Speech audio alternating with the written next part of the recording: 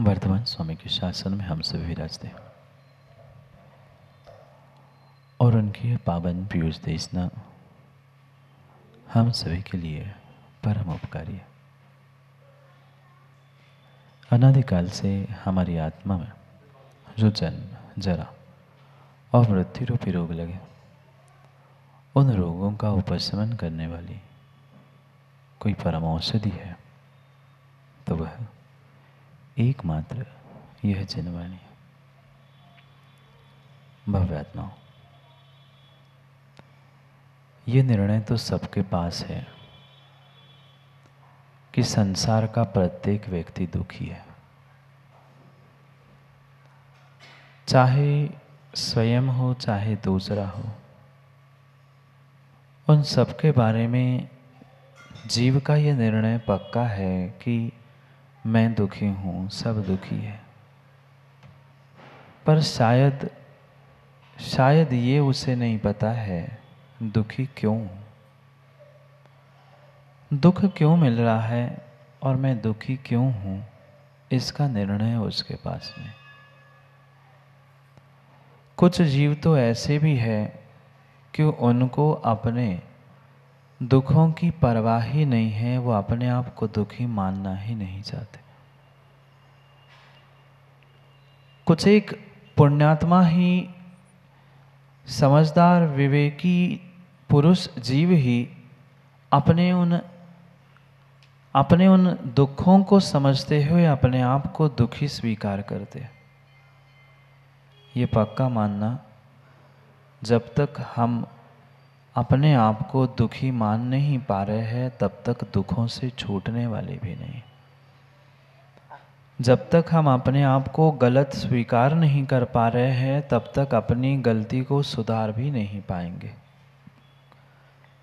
इसलिए पहले ये निर्णय करना होगा कि कहीं न कहीं इस संसार में, और संसार में ही नहीं, इस खोटे पंचम काल में आए हैं और तथा कथित सुख के पीछे दौड़ जरूर रहे हैं, पर सुख मिल रहा है।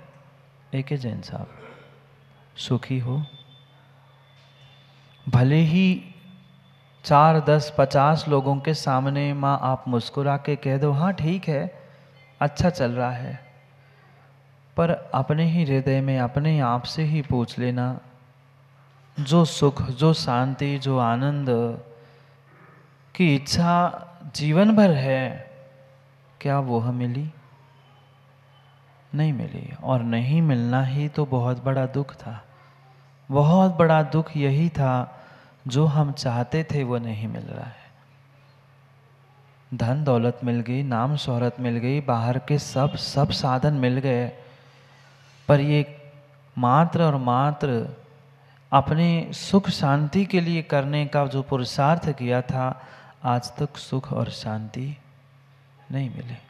मान के सुधारने का प्रयास नहीं किया, और शायद यही कारण है कि आप सभी दुखी हैं।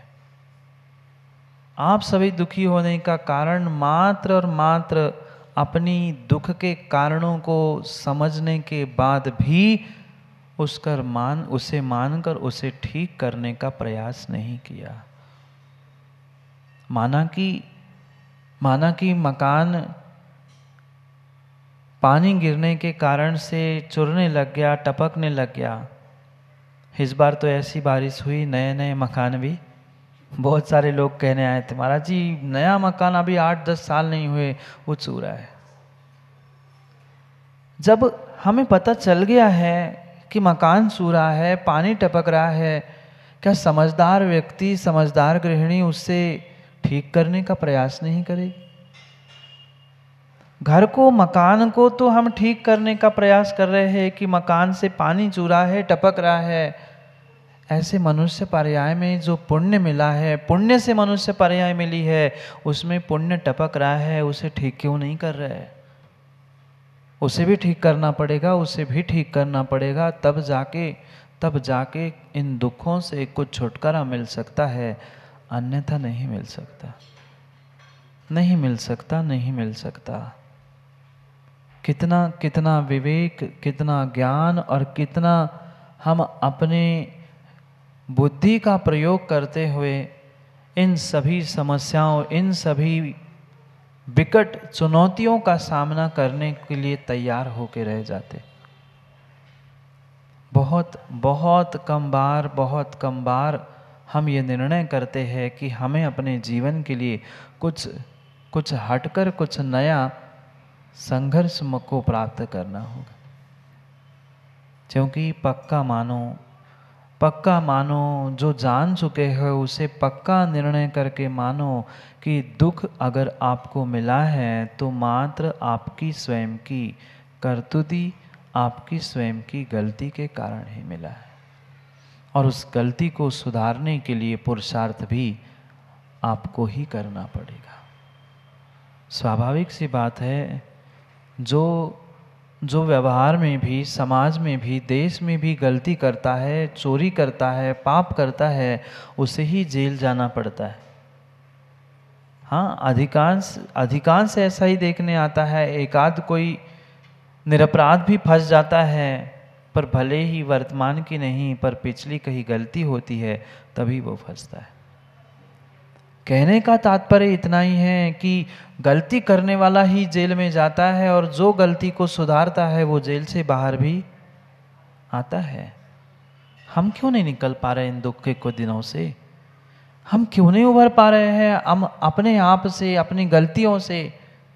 क्योंकि कहीं ना कहीं हम अपने भीतर उस संघर्ष को, उस चुनौतियों को स्वीकार करते हुए आगे बढ़ने का प्रयास ही नहीं कर पा रहे हैं। हमने आज तक दीपक जैसा जलना नहीं सीखा। जलना तो सीखा, दूसरों की उन्नति, दूसरों के विकास, दूसरों के उस सब कुछ कार्यों को देखकर आज का इंसान, आज का व्यक्ति जल तो रहा है, पर दीपक जैसा नहीं जल पाया। दीपक जैसा नहीं जल पाया। दीपक जैसा जलता तो स्वयं जलता, स्वयं प्रकाशित होता और दूसरों को भी प्रकाशित करता। पर आज एक इंसान से ही जलता है, दूसरों से क्या, अपने आप से और अपनों से भी जलता है। दीपक जैसे जलना था। क्या अद्भुत जीवन उस दीपक का है। जलता स्वयं है, अपने आप में संघर्ष करता है और प्रकाश दूसरों को देता है। हम दूसरों से जलते हैं और जलने के बाद उड़ने वाली उस धुएं और राख से अपने आप को कालोज से परिपूर्ण कर लेते हैं। कभी तो निर्णय करना होगा। ये मनुष्य पर्याय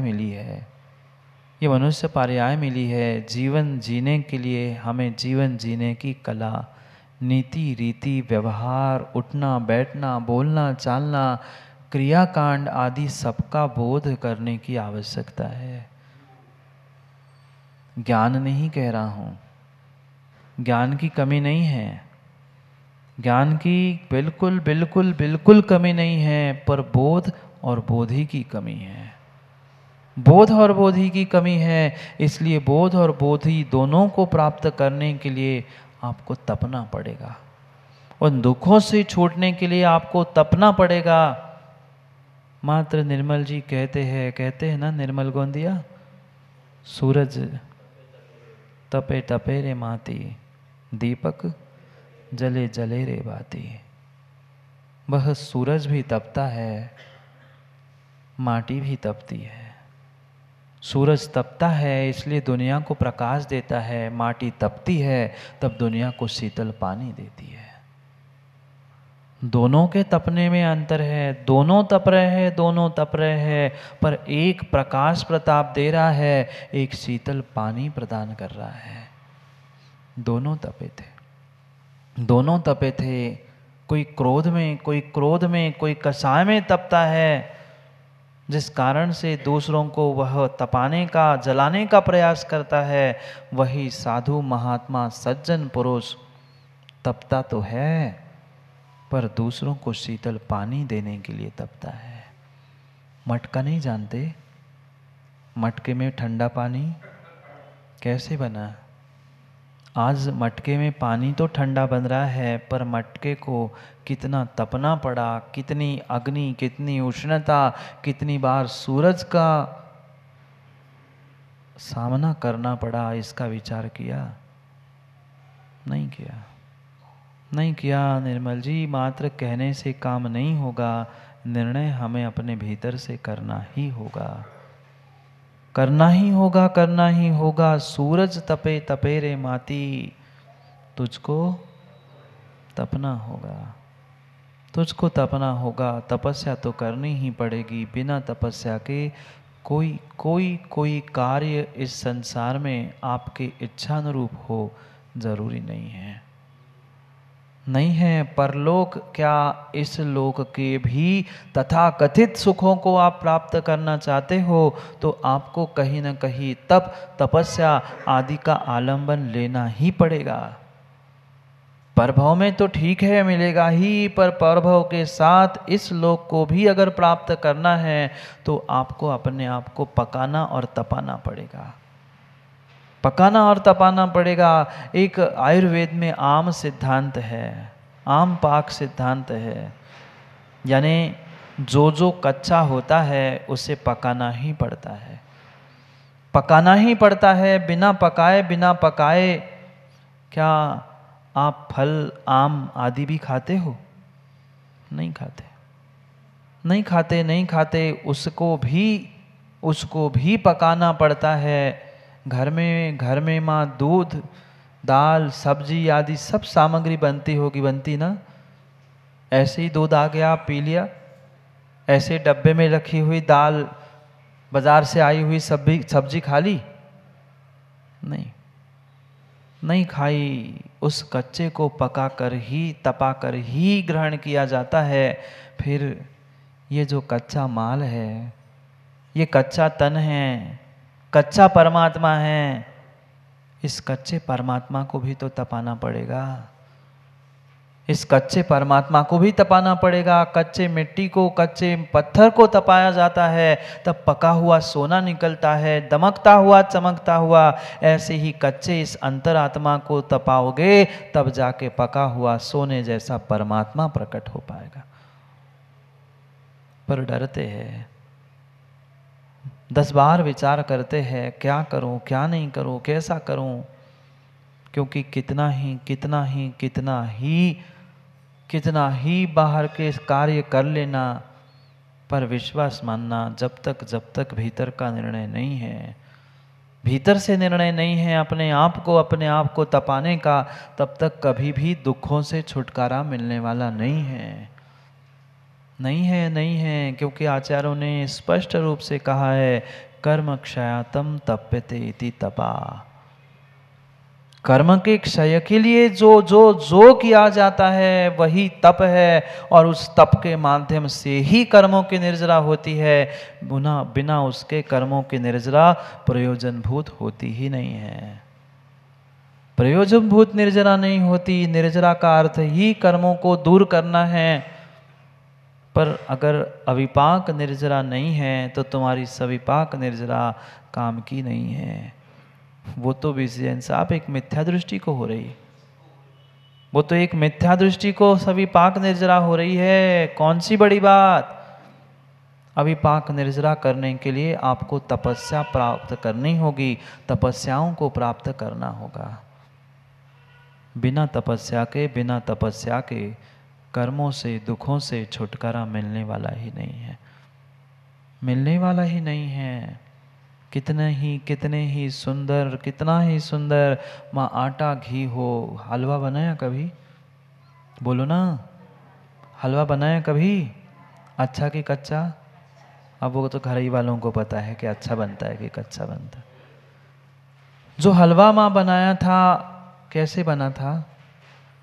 कैसे बना था? आटा, घी, चाशनी, पानी, बस बन गया ना? कितनी समझदार माँ है। मात्र 3 से काम नहीं हुआ था। ये चौथी बात भी समझने की आवश्यकता है। लोग कहते कैलासन जी, सम्यक दर्शन ज्ञान चारित्राणि मोक्ष मार्गा। बस सम्यक दर्शन, सम्यक ज्ञान और सम्यक चारित्र चाहिए, तप की क्या आवश्यकता। पर भूल नहीं करना, भूल नहीं करना। रत्नत्रय 3 जरूर कहे हैं, पर मोक्ष के लिए 4 आराधनाएं आवश्यक होती है। सम्यक दर्शन, सम्यक ज्ञान, सम्यक चारित्र के साथ साथ कहीं ना कहीं सम्यक तप, ये चौथी आराधना आपके पास नहीं है तो मोक्ष संभव नहीं है। ये परम सत्य है। सम्यक दर्शन, सम्यक ज्ञान, सम्यक चारित्र, ये मोक्ष मार्ग तो है, पर मोक्ष की प्राप्ति सम्यक तप की पूर्ति के साथ ही हो सकती है। माँ, हलवा बना? कैसे बना? आटा था, शक्कर थी, चाशनी थी और घी था, तीनों से काम नहीं हुआ। जब तक अग्नि नहीं थी, जब तक अग्नि नहीं थी, जब तक अग्नि पर उस आटे को घी डालकर सेका नहीं गया था, तब तक तुम्हारे चाशनी की, आटे की, घी की, बर्तन की, कढ़ाई की कोई कीमत नहीं थी। कोई कीमत नहीं थी। उस एक आटे के हलवे को बनाने के लिए तो अग्नि की, तापने की आवश्यकता है। फिर हमें परमात्मा बनाने के लिए अपने आप को कितना तापने की और कितना तपने की आवश्यकता है, विचार करो। मुंह में पानी मत लाना आटे के हलवे की सुगंध। तो वैसे ही दिवाली की तैयारियां चल रही है, समझना। जब एक भोजन की सामग्री बनाने के लिए हमें अग्नि की, तापने की आवश्यकता है। अभी आएगी ठंड, बैठेंगे बहुत सारे तापने के लिए हाथ। सोचो, विचार करो। हमें अपने आप को, अपनी आत्मा को तापना है, तपाना है, क्योंकि अनादि काल से भूल करते करते करते करते आज तक दुखी होना पड़ा है। अब इस दुख से उभरने के लिए हमें सम्यक तप को तपना ही पड़ेगा। पर पुनः कह दूं, सम्यक तप को तपना है, बाल तप नहीं, भोग तप नहीं, राज तप नहीं। कुछ भोगाकांक्षा से प्राप्त किया गया, छोड़ा हुआ, तपस्या की गई, वह भोग तप कहा जाता है। राज तप भिन्न होता है और बाल तप भिन्न होता है। मिथ्यात्व के साथ जो तप किया जा रहा है वो भी तप है, पर वह बाल तप है। वह बाल तप है, बाल तप है। वह बाल तप हमारे लिए कर्मों की निर्जरा करने के लिए प्रयोजन भूत मोक्ष मार्ग में है ही नहीं।